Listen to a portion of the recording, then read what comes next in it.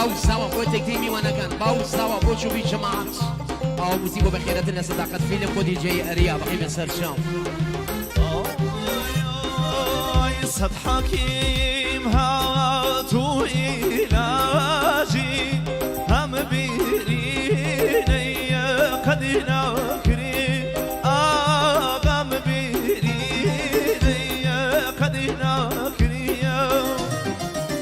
ودي لا يجي زما كميمو كوشي قريبا يا نمي ورا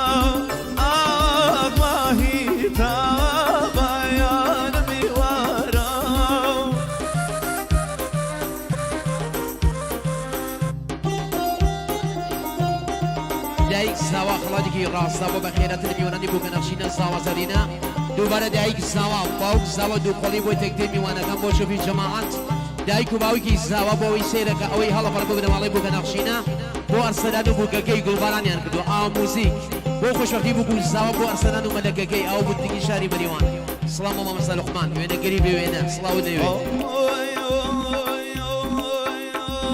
ترام كناوه شمالياني جماشو شمالي كرام كراوه اخ بملياني جماشو شمالي فضلكم كرو واصل زقياني اغنام ولياني بياقي وخمالي فضلكم كرو وبملياني بياقي وخمالي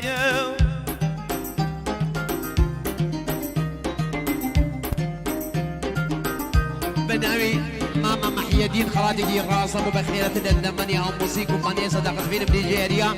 ديسا ماما محي بوشو بي جماعات بو ارسنال بوغاكي بو يسيرك اوي هلا بري مامي زاوا ماما محي تابتي انت في موانو بخيرات النبنا مالي نادري وكاك شاني نادري عزيز وجه خالقي كاويان كيا بونا مالي نادري تايبة شواني شمي سيابي خواش ملياني برمي كجالي شمي سيابي أكسكبي برمي كجالي كمن يانتو وانا ونيمامي أغبي ملياني وقنا ولي كمن يانتو خواش ملياني وقنا ولي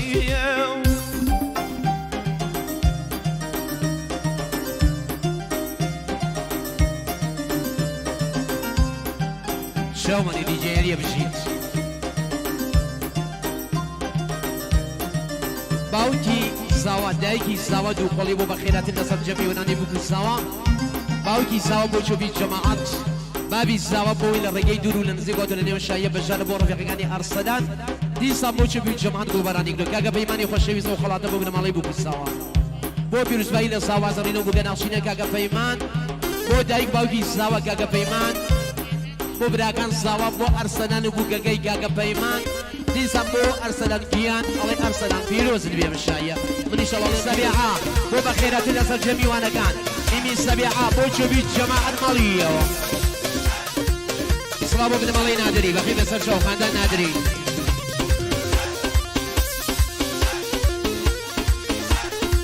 كاغا فردين بريز زاوا وخلاطه بو بخيرات الناس الجميع وانا كان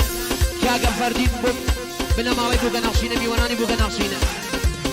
بناوي بورا آمنا بو تاقبي سرچوبي بو كنشاقي بو سيخانو چوبيقي قلباراني كدو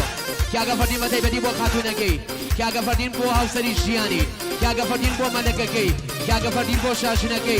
دوبارا بوغش ميواناقان چوبي جماعت كاغا فردين رئيس زاوا خصوصي بو ارسلانو بوغاقي خوشم بو ارسلانو تاقي دواقي كاغا فردين بو بنا مالي بو كناقشينا بو بنا مالي ووي كاغا فردين بو دايكي بو باوكي بو براكاني كاغا فردين بو تواو دعواديقاني بو كناقشينا ووي قلباراني كدو كاغا فردين كاغا فردين بو بخيرات الأندماني او مولي ديجيريا صداقات بين قلباراني كدو ماما مساكارو كورغي كاغا فردين سبات بو كاغا فردين بو بنا مالي كاغا فردين يو بلا نا مرو بجيما يلا نا مرو بجيما يلا هم شراب يتو تاريكون يلا هم شراب يتو تاريكون يلا بناي اوصافو يا ميكانيك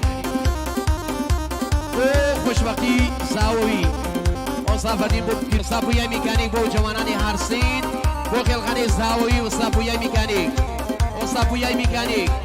بۆ باوکەکەی ئۆستا پویا بۆ باوکی ئۆستا پویا بۆ باوکی ئۆستا پویا بۆ باوکی ئۆستا پویا بۆ باوکی ئۆستا پویا بۆ باوکی بۆ ئەرسەلان و بووکەکەی ئەرسەلان و خاتونەکەی ئەرسەلان و شاشنەکەی ئۆستا پویا دیسان بۆ تەکتەی میوانەکان بۆ خێڵخانەی ساوەوی ئۆستا پویا میکانیک بۆی سیر دەکاوی هەڵدەبڕی گوڵبانانی کردە برا بالاکە و بەرزە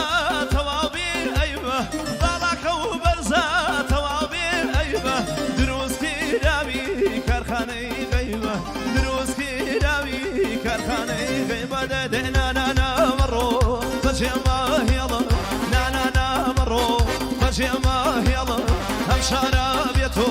تاریک و لێڵە ئەم شارمە بێتۆ تاریک و لێڵە بەناوی کاکە سانکۆ ئەو خڵاتە بۆ داخلوی سەرچۆبی بۆ نگارخانم دووبارە بۆ چۆبی من چۆبی کاکە سانکۆ بۆ نگارخانم کاکە سانکۆ بۆ نگارخانم کاکە سانکۆ بۆ چاوەکە نگارخانم بۆ نگارخانم بۆ نگارخانم بۆ نگارخانم بۆ نگارخانم بۆ نگارخانم چۆبی من چۆبی بۆ نگارخانم بۆ نگارخانم بۆ پیرۆزبایی لە بووبوو لە ساڵ کاکە سانکۆ گوڵبەرانی کردەوە کاکە شایانی نادری کاکە شایان ئەو خڵاتە بە تایبەتی بۆ چاوەکانی نگارخانم بۆ هەمەی خۆشەویستی کاکە شایان بۆ نەمانی ئاومۆدی ئیسلام بۆ خاندان نادری دووبارە ئاوموسی بۆ نگارخانم بۆ گوڵبەرانی گریسە بۆ نگارخانم بۆ خاندان غوڵام وەیسی بۆ خاندان نادری بۆ خاندان غوڵام وەیسی فقط غوڵام وەیسی بنەماڵی غوڵام وەیسی بنەماڵی نادری گەڵابەرانی کردەوە بەناوی کاکە کاروان بۆ پیرۆزبایی لە بووبوو لە ساوە کاکە کاروان بۆ بە خێراتر لەسەر جەمی وەنانی بووبوو ساوە کاکە کاروان بۆ چۆبی جەماعەت کاکە کاروان پاس مەغەشینەکەی هەرسین کاکە کاروان بۆ ئەرسەلان و بووکەکەی بۆ ئەرسەلان و تەکەی دڵەکەی بۆ ئەرسەلان و شاشنەکەی بۆ ئەرسەلان و خاتونەکەی بۆ دار و بەرد و لاو و گەنج و بیری هەرسین ئاوەدان هەرسین ئاوەدان هەرسین ئاوەدان هەرسین کاکە کاروان دووبارە بۆ پیرۆزبایی لە بووبوو لە ساوە بڵاوی لەو جووتە پشکە و چەندە نازاری های لەو جووتە پشکە و چەندە نازاری نمونەی جوانی یاری بەهاری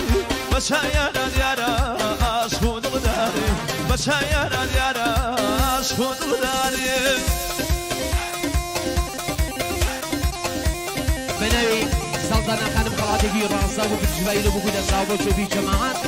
دووبارە سەڵتانە خانم بۆ بنەماڵەی ساوازەدینەوەوی بۆ تەکتەی میوانەکان سەڵتانە خانم بۆ چۆبی جەماعەت ئەوەی سێدەکەوەی هەڵما بڕێ سەڵتانە خانم گەڵابانانی کردووە باوکی باوک زاوا بۆ برازا خاڵۆزا ئامۆزا پورزا باو زاوا خصوصی بۆ دایک زاوا باو زاوا بۆ مەلەکەکەی بۆ شاژنەکەی بۆ زەرمان قەلبەکەی گوڵبەرانی کردووە هەزار سڵە بۆ باوی زاوا میوانانی زاوا سڵە بۆ خاندان نادری چاومانن